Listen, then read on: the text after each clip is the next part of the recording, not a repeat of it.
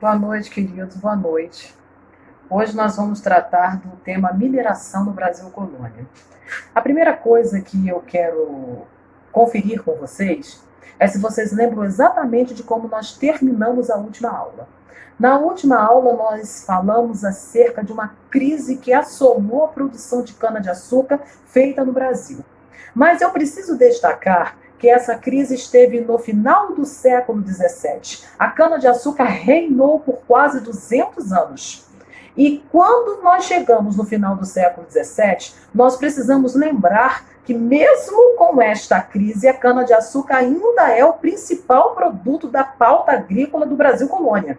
Ou seja, a produção de cana não fornece mais os mesmos lucros que fornecia antes, mas não existe ainda nenhum produto agrícola no século XVII, no século XVIII, que vá suplantar aos rendimentos fornecidos pela cana-de-açúcar. Mas o Estado de Portugal, obviamente, não tem a mesma satisfação que tinha antes, porque assiste os seus rendimentos declinarem nos negócios que vêm do Brasil.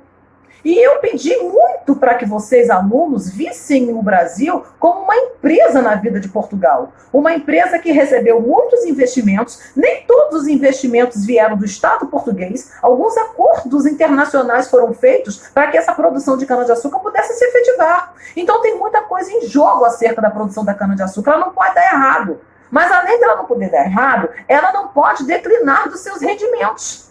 Então, o que o Estado de Portugal está pensando em fins do século XVII, depois da expulsão dos holandeses, quando os índices da lucratividade começam de maneira notória a diminuírem? Nós precisamos, de qualquer maneira, ter uma segunda opção de lucratividade no Brasil.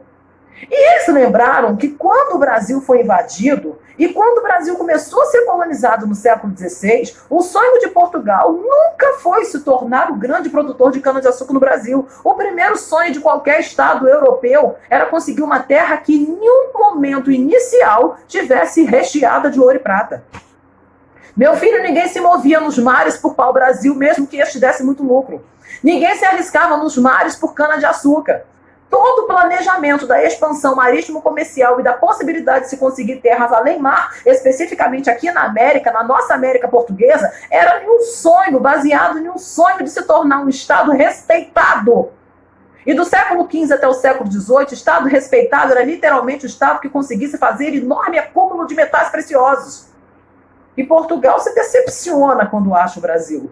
Se decepciona porque ele vê uma terra, imaginava que a terra era bem menor do que nós conhecemos hoje, mas ele vê uma terra abundante, que nos 10 primeiros dias da visitação dos grandes invasores, não apresentou sinais de metais preciosos.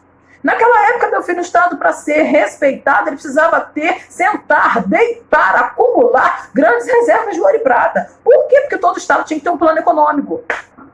Nós já tivemos plano real, plano verão, plano Bresser aqui no Brasil. E qual era o plano econômico, a prática econômica do mundo do século XV até o século XVIII? Era o mercantilismo. Vocês estudaram isso. O mercantilismo é o caminho, o viés econômico que vai sustentar um Estado.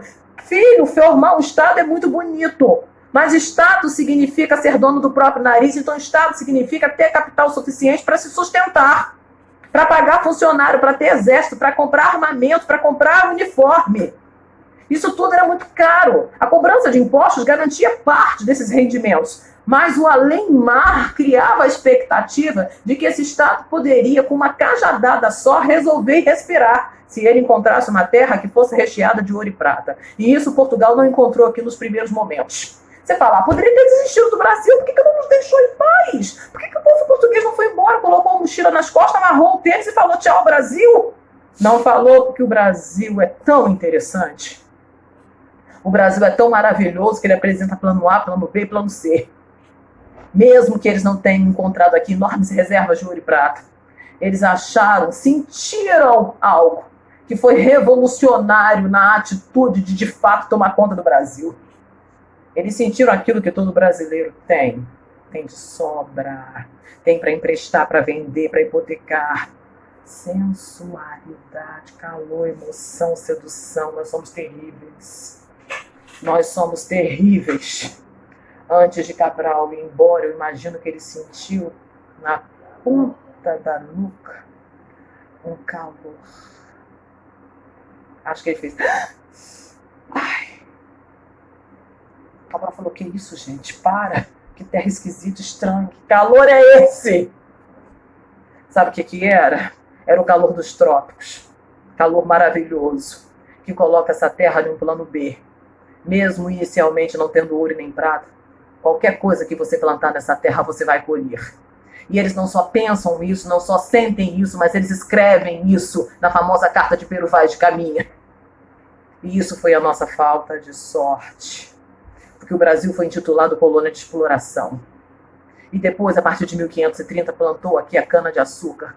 E ela reinou no Brasil por quase 200 anos, século XVI e XVII. Mas em fins do século XVII, os problemas estão estabelecidos, existe uma concorrência mundial e Portugal começa a perder grana. Ela ainda é importante, ainda está no palco, ainda é rainha do palco chamado agricultura, mas não fornece mais lucros como fornecia antes.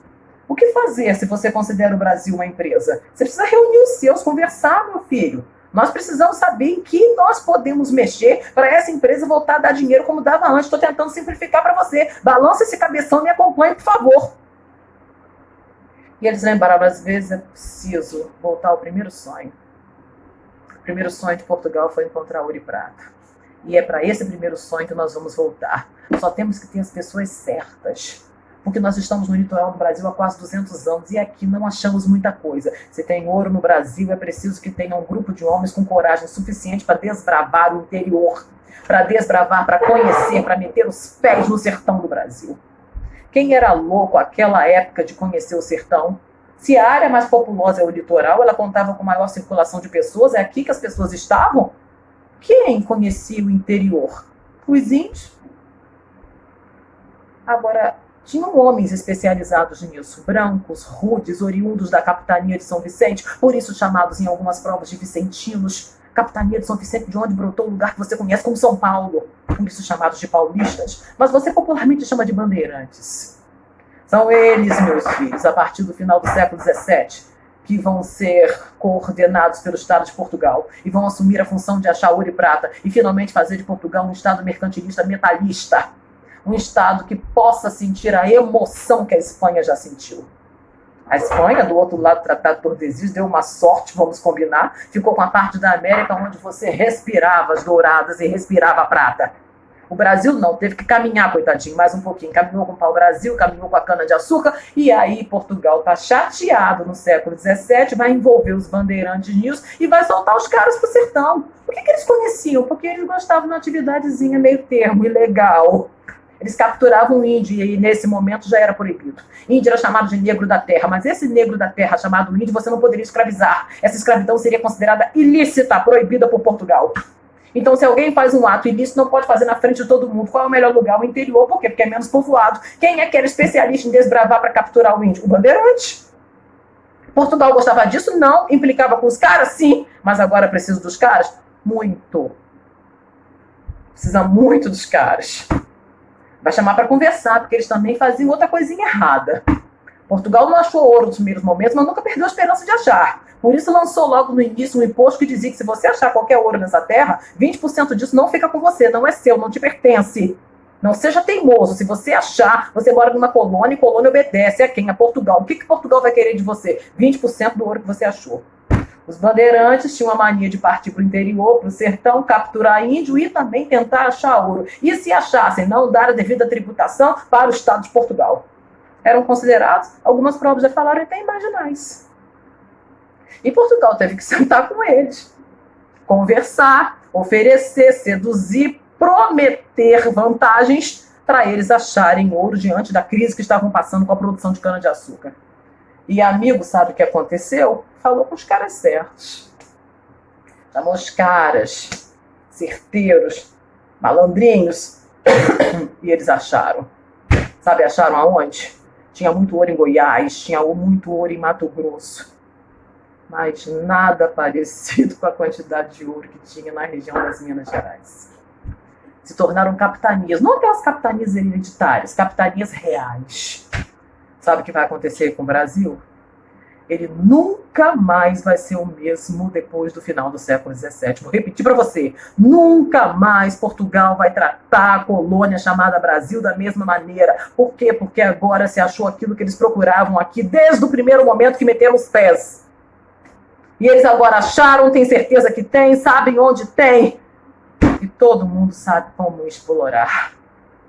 Aqui começa a independência do Brasil. Você está louca, Renata? Não, eu não estou louca. Aqui começa a independência do Brasil, sabe por quê? Porque se aqui nós achávamos que como homens de colônia nós éramos explorados por Portugal, nós vamos ter saudade de tudo que vivemos até aqui. No final do século XVII, os bandeirantes acharam ouro no Brasil. Essas áreas foram transformadas em capitanias reais. Mas a corda no pescoço de quem mora no Brasil nunca sufocou tanto quanto no século XVIII. Quando Portugal entender que tem muito ouro nessa região, muitas coisas na colônia vão mudar. Mas dentre elas, cito uma modificação primordial. O índice de exploração será maior do que tudo que você já viu na colônia Brasil até agora. E isso vai provocar pela primeira vez na história, vai provocar na classe mais rica do Brasil, na classe chamada elite, nos proprietários de terra e de minas, o desejo de falar uma palavra que começa a ficar engasgada no pescoço. Diante de tanta exploração por ocasião da mineração e do olho enorme de Portugal nessas riquezas, eles vão ficar cansados, exaustos, indignados e vão ousar falar pela primeira vez na história que eles querem divórcio. Eles querem que Portugal pegue os paninhos, a escova de dentes, os paninhos, encha a mochila e suma daqui. Sabe o que vai ser dito graças à exploração, o exagero de exploração que Portugal vai fazer sobre o Brasil e sobre os ricos do Brasil no século XVIII por ocasião do ouro? Sabe qual é a palavra que vai ser pronunciada? Independência. Então a independência não é agora, não vai acontecer no século XVIII, ela só se dá a partir de 1822, no século XIX. Mas qual é a raiz da independência do Brasil? Quando é que o Brasil pediu pela primeira vez? Quando é que homens ousaram a pedir divórcio em Portugal e falar, sai daqui! No século XVIII. Porque a ganância de Portugal vai ser tanta que eles vão explorar todos os brancos pobres que já foram explorados durante tempos afins. Mas eles vão ousar a querer tratar no mesmo patamar de exploração os homens mais poderosos da colônia. E eles não vão aceitar ser tratados dessa maneira. Em quartos fechados, cômodos fechados, com portas trancadas e janelas cuidadosamente fechadas, eles vão ousar falar na palavra independência. E isso vai ser tão complicado. Vai ser muito complicado, de fato, perceber que a independência não é um processo fácil. A independência vai exigir luta, derramamento de sangue, negociação e frustração, porque eles não vão conseguir. Eu só apresentei o assunto mineração para vocês, não terminei. Só quis mostrar o contexto onde a mineração se desenvolve no Brasil, de onde viemos crise, qual é a ânsia do Estado de Portugal, quem são os homens que vão se definir como aqueles agentes, os homens que vão encontrar ouro no Brasil. E o que esse ouro vai provocar? Uma modificação enorme na postura de Portugal em relação ao Brasil, subentende-se aumento da exploração, e essa exploração de maneira consequente vai provocar o quê? Ira, raiva e ódio dos ricos de Minas Gerais em relação ao Estado português. E pela primeira vez eles vão ousar em falar em independência. Sai daqui! Fora daqui. Eu separei essa semana uma música que eu amo. Uma música que eu amo, eu espero que vocês ouçam essa música na casa de vocês, porque ela tem tudo a ver com o que nós estamos passando, com esse jeito doido da professora de acreditar, de chorar, ser exagerada, gesticular até dizer chega, mas depois de chorar, gesticular, fazer alvoroço em casa com vocês, dizer no final da aula que foi bom, que foi melhor, que eu consigo sair melhor, que vai passar, porque eu sempre vou acreditar que o sol vai voltar. É claro que ele vai voltar. Precisamos acreditar nisso. Mesmo nos dias nublados, vai permanecer a fé, a crença de que os dias melhores